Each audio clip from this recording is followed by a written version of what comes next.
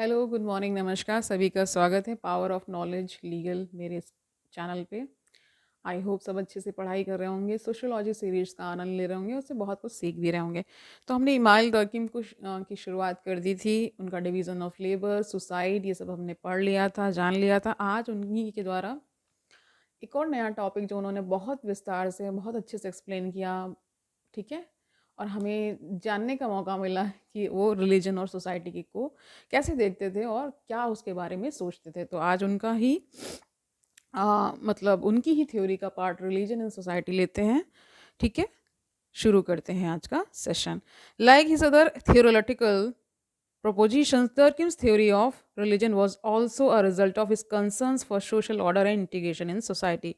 He evolved a functional explanation for the existence of religion in the world and observed its existence as a social fact.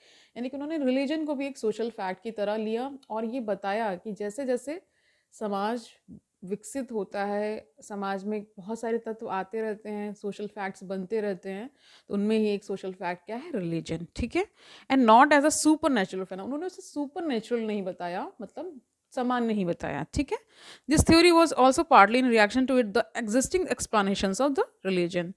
तो ये एक तरह से reaction था जो society में घटित हो रहा था कि ये कोई कुछ रिलीजन के बारे में कह रहा है, कुछ कुछ कह रहा है, तो उसके एवज में ही था ये, which Durkheim deemed as non sociological explanation, especially that of Taylor's animistic theory based on supernatural and of Max Muller based on nature myth। अब देखिए टेलर की जो एनिमिस्टिक थ्योरी थी जो कि सुपर नेचुरल रिलीजन को कहीं ना कहीं कनेक्ट कर रही थी, और जो मैक्स मुलर की थी वो नेचर मिथ पे थी, यानी कुछ ना कुछ मिथ्स होते हैं रिलीजन में, उसके बारे में बता रही थी। He dwells upon idea of religion in his elementary forms of religious life 1912, यानी ये इनकी किताब का नाम है elementary forms of religious life, जो कि 1912 में आई। एंड ही डिफाइंस रिलीजन कैसे बताया, a unified system of beliefs and practices related to sacred things, यानी कि एक यूनिफाइड सिस्टम है, सिस्टम जो कि यूनिफाइड है, ओके, बिलीव्स के साथ, और जो प्रैक्टिसेस हो रही हैं सेक्रेट थी, पवित्र चीज़ों के लिए, ठीक है। That is to say things set apart and forbidden beliefs and practices, यानी कि उसी में कुछ ऐसी चीज़ें हैं जिनको करने से मना किया गया है, कुछ ऐसी चीज़ें हैं जिनको करने के लिए कहा गया, ये रिलीजन के अंदर ही हो रहा है, ठीक है। विच यूनाइट देम, और जो कि कुछ चीज़ें ऐसी होंगी जो कुछ लोगों को यूनाइट कर रही होंगी, और ऐसा भी हो सकता है कि कुछ चीज़ें लोगों को अलग भी कर रही हों, ठीक है। Into a single moral community for all those who adhere to them, जो ऐसे लोग जो उसके लिए एडहेरेंस फील करते हैं, यानी कि ये करना चाहिए, तो वो सब एक हो जाते हैं, ठीक है। अब जैसे मान लीजिए, आप इससे समझिए, मान लीजिए हिंदू है ना, तो जो हिंदू अगला होगा उसके ऑटोमेटिकली वो क्या अपने आप को रिलेटेड फील करता है। मान लीजिए कोई इस्लाम को प्रैक्टिस करता है, मुस्लिम्स हैं, तो वो अपने रिलीजन के जैसे लोगों की तरफ थोड़ा सा नज़दीक ज़्यादा होते हैं, ठीक है। According to Durkheim, beliefs are system of ideas which explain the sacred they constitute of myths, spiritual ideas, ethical code etcetera, यानी कि बता रहे हैं कि बिलीव क्या है, सिस्टम ऑफ आइडियाज, एक सिस्टम है आइडियाज का, ठीक है, जो कि एक्सप्लेन क्या करता है, सेक्रेट, यानी कि पवित्र चीज़ों को, जो पवित्र चीज़ें हैं, ठीक है, उनके लिए। और क्या क्या कॉन्स्टिट्यूट करता है, बहुत सारे उसमें मिथ्स होते हैं, मिथक जिसे कहते हैं, स्पिरिचुअल आइडियाज़ होते हैं, आध्यात्मिक कुछ उसमें रहता है आइडिया, ठीक है। और एथिकल कोड, यानी कुछ ऐसे ही चीज़ें भी होती हैं जो कि मोरालिटी एथिक्स पे भी रहती हैं, यानी कि आपकी ये चीज़ करनी चाहिए, ये सही है, ये नहीं करना चाहिए, इस तरह के जो कोड ऑफ कंडक्ट लगाए जाते हैं, वो सारी चीज़ें रिलीजन में पाई जाती हैं। प्रैक्टिसेस आर राइट्स और rituals explaining individuals behaviour towards the sacred out, देखिए बहुत सारे राइट्स एंड रिचुअल्स भी फॉलो होते हैं, हर धर्म के अपने अपने होते ही हैं, ठीक है। There are two types of such rites, positive and negative. अब इसको इन्होंने वर्गीकृत कर दिया दो तरह के राइट्स, राइट्स यहाँ पे RITES वाला है, ठीक है। तो यहाँ पे पॉजिटिव और नेगेटिव में कर दिया। Positive rights bring individual the end secret together, ऐसे कुछ राइट्स होंगे, कुछ चलन होगा वहाँ पे, कुछ ऐसी मतलब रिचुअल्स होंगे, तो वो क्या कर रहे होंगे, एक तरह से ला रहे होंगे पास टुगेदर, है ना, are easier to perform, for example worship, ठीक से हम पूजा करते हैं। Negative rites help in maintaining the distance between the two and keep them separated, और कुछ ऐसे भी राइट्स होते हैं जो कि क्या होते हैं कि डिस्टेंस बना देते हैं दो चीज़ों के बीच में और सेपरेट कर देते हैं, ठीक है। For example fasting and sacrifice, इसको बता दिया these are difficult to perform, इसको थोड़ा सा मुश्किल बताया। His concept of religion is based on his systematic view of society. According to him society consist of two part, the sacred and profane. अब इन्होंने दो तरह से डिवाइड कर दिया, सेक्रेड यानी कुछ पवित्र चीज़ें हैं, कुछ ऐसी चीज़ें हैं, और कुछ प्रोफेन जो कि वर्जित हैं ना, मना किया गया है उसके लिए। According to him this process of, और या फिर कह सकते हैं जो चीज़ें उस अंतर्गत नहीं आती तो वो उस तरह से वर्गीकृत हो गई, ठीक है। According to him this process of dividing the world into the sacred and the profane started with the totems. The sacred are the things which are set apart and are forbidden, ठीक है। Sacred refers to all the things which are connected to the supernatural or the divine. A relationship of distance and fear is maintained with respect to these things. Profane are the things apart from the sacred, जो कि sacred से अलग हैं, वो profane हैं. It includes all the day-to-day things which help people use in their lives. Sacred and profane are two words apart and both are mutually exclusive. दोनों को exclusive बताया, मतलब अपने में वो पूरी तरह से अलग से हैं, ठीक है। Durkheim also gave a causal explanation of religion by using the method of indirect experimentation. Modern religion is complex and full of variations, so establishing a causal linkage is difficult, but at the same time the simple forms of religion exist, and if the cause of such simpler form is established, the same will apply to the modern religion also. Durkheim conducted an experiment on simplest form of religion, that is totemism, in which totems are worshipped. अब देखिए totems क्या होते हैं, कुछ symbols ना, कुछ उनके चीज़ें, उनकी वर्शिप होती है, उसी को बोलते हैं, ठीक है। Durkheim argued that totem is nothing but the representation of the clan itself. अब देखिए बहुत सारे क्लैन होते थे ना, तो उनमें कुछ कुछ चीज़ें, मान लीजिए किसी में पत्थर पूज रहे हैं, ठीक है, तो उनका वो सिंबल बन जाता था। कोई एक सिंबल, मान लीजिए कोई क्रॉस पूज रहा है ना, कोई मान लीजिए आप Om, okay, these are the symbols, okay. He did this analysis from the study of religion practices among Arwanta, the Australian or Aboriginals. If the cause of totem established, the same will be the cause of modern religion. अब इसी तरह से modern religion धीरे धीरे आता है. Primitive men were wanderers and they kept on moving from one place to the another. सभी को पता है जो हमारे प्राचीन जो लोग थे वो क्या थे, wanderers थे, यानी इधर उधर मूव करते रहते थे.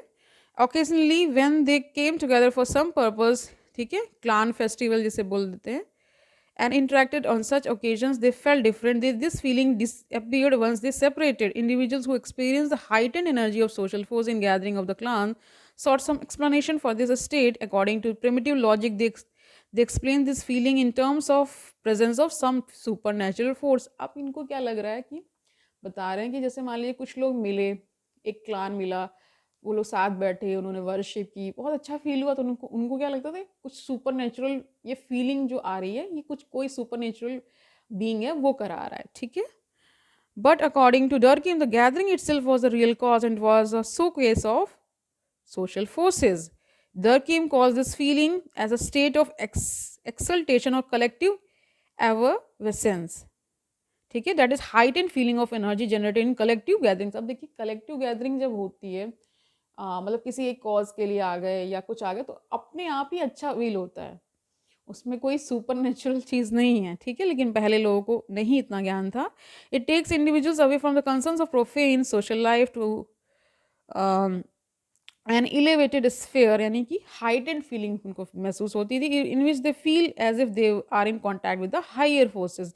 These higher forces are deemed as divine or supernatural and attributed to certain totems by the primitive tribes. Once they break the gathering and separated, they feel lonely and sad. और जहाँ वो अलग हो जाते थे तो lonely यानी अकेलापन और sad feel करने लगते थे, ठीक है. Sometimes they again feel the need to re-experience that feeling. Primitive people create a totem to represent and regain that feeling. When people assemble near the totem, they relieve that feeling again. They fail to explain this phenomena, and by their primitive logic, they gave it a sacred status. ठीक है? The clan member mistakenly attributes the energy he or she feels to the symbols of the clan. The totems are the material representations of the non-material force that is at their base, and that non-material force is none other than the society itself. This feeling which was due to the feeling of being together was instead interpreted as the sacred. ठीक है, समझ गए? According to Durkheim, there is nothing particular about totems which make them sacred, and totems or sacred things must represent something. So, totem is a symbol of collectivity or the symbol of society itself, as it represents these social forces which are felt by individuals at the social gatherings. अब वो इकट्ठे हो रहे हैं, social gathering कर रहे हैं, उन्हें अच्छा महसूस हो रहा है, ये नहीं जान पा रहे क्यों अच्छा महसूस हो रहा है, और उसको फिर बता देना कुछ सेक्रेट फीलिंग है, कोई डिवाइन फोर्स है, वो यहाँ आती है तो हमें अच्छा फील होता है. इस तरह धीरे धीरे इस तरह से विस्तार होता गया रिलीजन का. ठीक है, as a society evolves, religion also evolves sorry. तो इसमें बता रहे हैं जैसे जैसे सोसाइटी ग्रो करती है, इवॉल्व होती है, वैसे वैसे रिलीजन भी ग्रो करता है, इवॉल्व होता है. ही स्टेट्स दैट, क्या बताते हैं, if it is at once symbol of God and society, it is not because God and society are one and the same. Ultimately, he suggests that we worship society, and religion is an example of self creation and autonomous development of society. Religion, तो इसमें बता रहे हैं कि ये सब अपने आप होता है, मतलब फीलिंग है, चेंज भी होती है, कभी नहीं भी होती है, एक साथ आ रहे हैं. मान लीजिए इसी से ले लीजिए, किसी को आप पसंद करते हैं, उसके साथ आप अच्छा फील करते हैं, अब ये नहीं जान पाते क्यों अच्छा फील हो रहा है, बट पसंद करते हैं मेरे ख्याल से, इसी वजह से अच्छा फील होता है. Okay. Religious experiences are real experiences of social forces that unite us. Social obligations are represented in sacred terms and hence transformed into religious duties. For example, marriage becomes a sacrament. देखिए Hindu religion में marriage जो है sacrament है, पवित्र बंधन है, और मुस्लिम में क्या है, एक कॉन्ट्रैक्ट है. ठीक है. To work becomes a symbol of pleasing of gods, and death in a battle becomes a gateway to heaven. Once one may ask, why does man worship totems or sacred things, and why not the society itself? According to Durkheim, it is easier for a man to visualize and direct his feelings of away towards a symbol like totem and idol rather than towards a complex metaphysical thing like society. समझ में आ गया? बता रहे symbol और totem को एक तरह से पूजा करना वो इजी था. ठीक है, और उन्होंने वो किया, वहाँ उन्हें शांति मिल रही थी, अच्छा महसूस हो रहा था, वो उस तरह से बढ़ता चला गया. This Durkheimian logic also explains the idol worship in many religions like Hinduism. देखिए हमारे यहाँ मूर्ति पूजा होती है, आइडल वर्शिप होती है हिंदुइज्म में. ठीक है. Like his other functional theories, he sees religion in functional terms as well. He sees religion also as a social fact. He rejected the earlier philosophical and psychological explanations and averred that it is a product of self-creation and autonomous development of society. ठीक है. इसी तरह से धीरे धीरे अपने आप ही विस्तार होता जाता है. These आगे क्या बता रहे हैं, all the people following a particular religion follow special beliefs and practices. अब देखिए हर रिलीजन में अपनी अपनी मान्यताएं हैं, अपने अपने उनके टोटेम्स हैं, अपनी अपनी सीक्रेट बिलीव्स हैं कि ऐसा करने से ऐसा होता है, और वो वैसा होता भी है. इसके पीछे कोई क्या लॉजिक है, नोबडी नोज. ठीक है.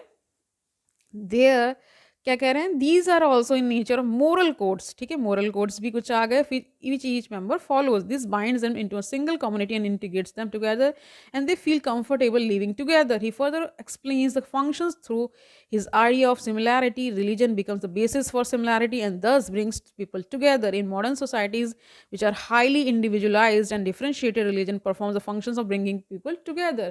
अब यहाँ पे देखिए बता रहे हैं कि सिमिलैरिटी फील होती है कि हम एक से हैं. ठीक है.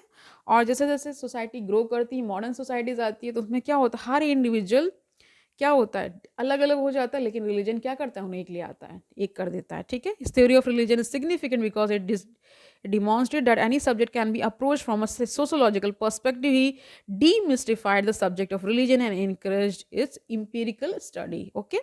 अब देखिए दरकीम जो थ्योरी ऑफ रिलीजन है उनका क्रिटिसिज्म भी है, वो देख लीजिए, फिर वाइंड अप करते हैं. तो क्या बता रहे हैं इनके क्रिटिसिज्म में, पहला है the dichotomy of profane and sacred is not absolute and they can be things also as per William Edward Stanner which are mundane. यानी कुछ फिजूल भी हो सकती हैं, जरूरी नहीं है कि दो में ही डिवाइडेड है सैक्रेड और प्रोफेन में. कुछ ऐसी चीज़ें हैं जिनका कोई लॉजिक नहीं है, कुछ भी ऐसे यहाँ वही आ गई. ठीक है, उस तरह से. दूसरा है Durkheim also did not explain why a particular totem is choose. अब उन्होंने ये तो बताया नहीं कि एक पर्टिकुलर टोटम, एक सिंबल क्यों चूज कर लिया गया. ठीक है. इवन अ ट्राइब में have more than one totem. Radcliffe Brown in his study of New South Wales is discovered that there can be multiple totems within a tribe as well based on individual gender and clan. ठीक है. तीसरा, his theory is termed as armchair theory by Malinowski as he didn't visit the Arunta tribe even once. Fourth है empirical base of his theory was very narrow. Generalization of a primitive religion to modern sophisticated religion is bit far-fetched. ठीक है, समझ गए. Fifth है according to Edmund Leach, profanity and sacred are two extremes. All social actions fall in between. बता रहे हैं सिर्फ दो में डिवाइड नहीं हो सकता, मतलब इसके बीच में भी कुछ हो सकता है, ये बता रहे हैं. ये क्रिटिसिज्म बन गया. केवल सेक्रेड और प्रोफेन में नहीं डिवाइडेड, बीच में भी कोई चीज़ें हो सकती हैं ना, इसलिए. सिक्स देखिए, scholars argue that it is not religion but secularism which is binding the societies together in modern industrialize societies and his ideas are capable. मतलब कह रहे हैं कि जो मॉडर्न एरा है वो सेकुलरिज्म का है, यानी आप अपने अपने धर्म को मानिए, अपनी अपनी बिलीव्स को करिए, लेकिन किसी के ऊपर आप वो नहीं कर सकते कि आपको ही मानना होगा. मतलब स्टेट का अपना कोई रिलीजन नहीं होगा, तो क्या है, आप इंडिविजुअली कुछ भी कर सकते हैं, लेकिन आप ये समझिए कि स्टेट कुछ ऐसा करे तो फिर नहीं. ठीक है. सिक्स देखिए, his theory fails to explain the cause of solidarity in multicultural polytheistic societies like India. India में बहुत सारे रिलीजन हैं, इसलिए पॉलीथिस्टिक है, और इसमें ये कॉज नहीं बता पाया कि एकजुटता क्यों आ जाती है ना. Durkheim, eighth देखिए, Durkheim ignored the conflict caused by religion and focused only on its functional aspects. अब इन्होंने देखिए, क्योंकि रिलीजन कुछ कुछ कॉन्फ्लिक्ट्स भी क्रिएट कर देता है, उन्होंने इसके बारे में कुछ नहीं बताया और केवल फंक्शनल एस्पेक्ट क्या करता है रिलीजन उसी पे फोकस किया. बाइंड कर देता है लोगों को, आने मतलब एक दूसरे को बांध के रखता है, टुगेदरनेस का भाव लाता है, एक तरह से इंसान सॉलिडारिटी फील करता है. ये सारी चीज़ें बताई, लेकिन ये नहीं बता पाए कि इसका कुछ कॉन्फ्लिक्ट भी क्या रिलीजन करता है, कुछ कॉन्फ्लिक्ट भी क्रिएट कर देता है या नहीं करता है, तो ये सब नहीं बताया, इसलिए ये इनका क्रिटिसिज्म बन जाता है. तो आज के लिए इतना ही रखते हैं. कल से हम मैक्स वेबर शुरू करेंगे. ओके. कंपैरिजन भी देख लेंगे वेबर और मैक्स डर्किम का, कि उनका क्या क्या बेसिक अप्रोच, क्या क्या उनका रहा है. ओके फाइन, समझ में आ रहा है. अच्छे टॉपिक्स को डील करना भी, यानी अच्छे टॉपिक इन द सेंस कि बहुत वाइड है इनके एक्सप्लेनेशंस और इनकी जो थ्योरीज हैं, उसको 16-20 मिनट्स में करना भी अपने आप में एक चैलेंज होता है, लेकिन फिर भी we are doing our bit. ठीक है. ओके, कल मिलते हैं, तब तक के लिए अच्छे से पढ़िए. Don't take burden. All the best.